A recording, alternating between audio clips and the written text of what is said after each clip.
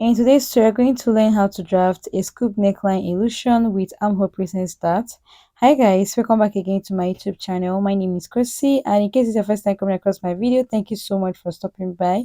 Please hit on the subscribe button and also turn on notification bell to be notified anytime new video is dropped. Okay, so if you want to learn how to draft this, keep on watching and let's get started. Two souls colliding. We shared the pieces of ourselves. It's perfect timing now. So guys, to draft this, you need to fold your pattern into two like this. Make sure it's in a fold and draw a straight line at the top. Okay, to serve as my starting line.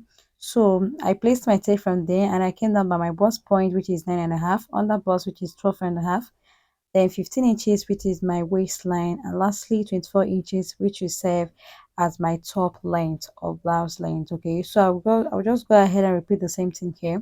So after making my point, I'll go ahead and rule a straight line across just like this. And after marking those straight lines, the next thing is to go ahead and label. So for the first line, label as the bust point, under bust, which is second line, waistline, the third line, and last line is hemline. Okay, then after that, on the bust line, I will place my tape and I'll come up by 2 inches. After marking, I'll go ahead and connect. Okay, then make a straight line with it. After making my straight line, I'll label as CL. CL means the chest line. So after I was done with that, I'll just stop here. At the starting point line, I will divide my shoulder circumference by 2 plus half an inch stitching allowance. After that, I will make a straight line like this. Once I'm through with that, I'll come down by 1 inch, which is 7 my shoulder slope, and also divide what I have there left, and I mark the midpoint, and I'll also come inside by half an inch. Then I'll also mark quarter of my bust circumference on the chest line. Then after that, I'll connect the 3 dots using my curve rule, just like this. You connect it this way. Once I'm through with that, I'll mark 3 inches for my neck wideness and also come down by 3 inches for the neck depth. Okay, so after that, I'll go ahead and connect to give me a round neck. Okay, you connect it to your cover like this, or you do it with your free hand. And after that, I also make my shoulder slant. Our shoulder slope, anyhow you choose to call it. After making this, I'll label as the shoulder line. Okay, so once I'm through with that, you can see what I have here. The next thing I'll do is to divide my bust span, which is 7 inches. I'll divide it by 2 and I'll have 3.5. I'll go ahead and mark the 3.5 on the waistline. I make my point on the bust point. I also made my point. Then on the under bust, I'll do the same thing. Come down to your hemline, do the same thing, and also repeat the same thing at this point. After that, you will use your ruler to connect it to give you a straight line just like this.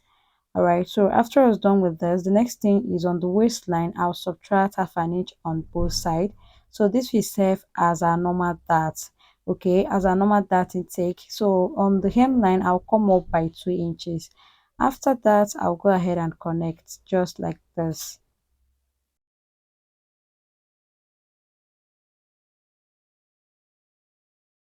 After connecting, the next thing to do is to come up on the shoulder line. I'll place my tape, then divide what I have left. It was 4.5. I divided it by 2 and I marked 2.2. After marking, I'll go ahead and connect. Okay, so from there you connect it to meet the bust point. Alright, so after connecting, guys, next thing to do is to come down here on the bust line. You will need to divide your bust span by 2, then use it to mark your cleavage and over bust line. Like I said before, my bust span or nipple to nipple is 7 inches, so I divided by 2, which gave me 3.5. So I'll just use the 3.5 to mark my cleavage and over bust line. Just make a circle with it. It will serve as a guide. Okay, go ahead and mark. After marking, I'll go ahead, after making my point, sorry, I'll go ahead and mark. Don't fight the fire. Too much, too fast. Burn us out. We walk the wire, love. Don't make me read your mind. I know it. Learn to trust, learn to trust. It's never enough, never enough. Burning me up, burning me up. After marking, the next thing now is to add my body measurement. So on the chest line, I'll mark quarter of my bust circumference. Then I'll add 2 inches for the seam allowance. On the waistline, I'll mark quarter of my waist circumference, add 2 inches for the seam allowance, and also replace the 1 inch for that intake. Okay. So after marking that on the hip line, that is the hemline, I'll mark quarter of my hip circumference or measurement, then add 2 inches. After that, I'll go ahead and connect. Okay. Of my hand, I will be strong enough. Our love is stronger, and I'll be here. So after connecting on the bust point line, I'll come down by 2 inches. After marking, I'll use my ruler to connect to the bust line just like this. This will serve as my bust dart. Okay.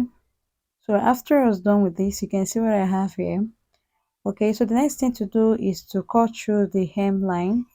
After cutting, I will also slash this shoulder side. You slash it into the bust point. When you get to the bust point line, you stop. Okay, so after slashing, what I'll do now is to close up the bust dart, that is the side dart. I'll go ahead and close it up. So you can see when I close it up, it made this upper part here opened, like it made it slashed. So this is what I want for this drafting. After closing up the dart at the side, you can see I have space at this upper side. So I will measure what I have there, and it's 2.5 inches. Then I will divide the 2.5 inches by 2. Once you divide it by 20 gives you, just divide it again. All right, so for me, I got half point 1 inch. So I'll just go ahead and mark it on this other side. Okay, to the side going towards the armhole side is where you will mark it. All right, whatever you get, go ahead and divide it by 4. Whatever it gives you, go ahead and mark towards the side facing the armhole side. I don't think you get what I'm saying. Let's look at what I'm doing if you don't understand. So after marking, you can see I connected it into the bust point line. So I will just go ahead and close it up.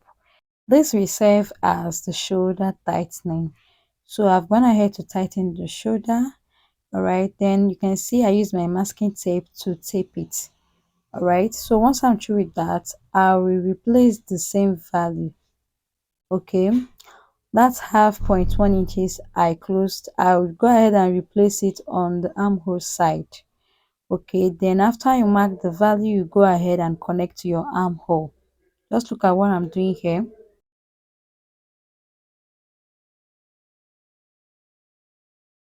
After marking, you will go ahead and make your shoulder slope for the second time again.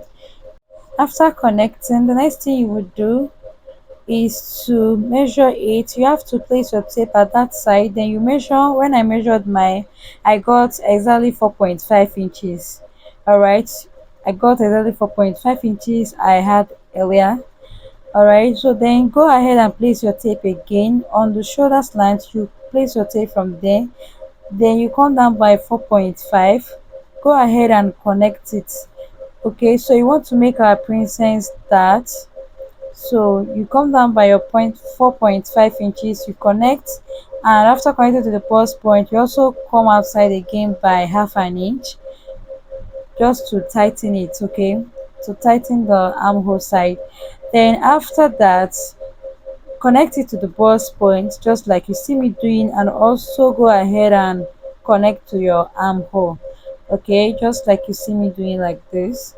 So after I was done with this, on the under bust, I want to tighten the under bust. So I first of all marked quarter of an inch, and after connecting, I just decide to make it half inch. Like I just decided to add extra quarter of an inch to make everything half an inch. So if you are busty, you can make yours 0.75 if you are busty.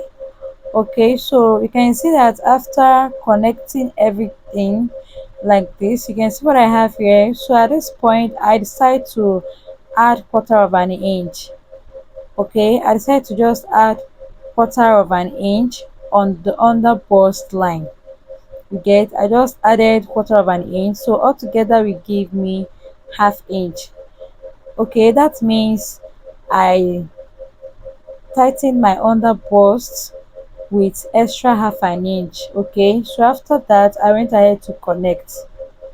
So if you're busty, you can mark 0.75. All right, so after I was done doing that, I'll also make this side very visible. You know, I already closed it with my sellotape, so it already closed the line, so that's why I decided to make it very visible. Okay, so the next thing you will do now is on that same 4.5 inches, you're going to come up by half an inch.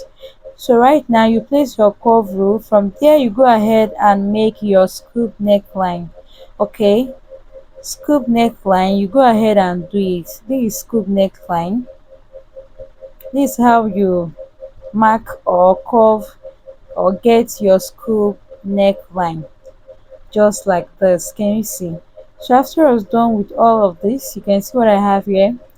All right, so I'll just remove the sharp point and made a little curve. Okay, so after doing all of this, you can see what I have here. So this is the side dart or bust dart.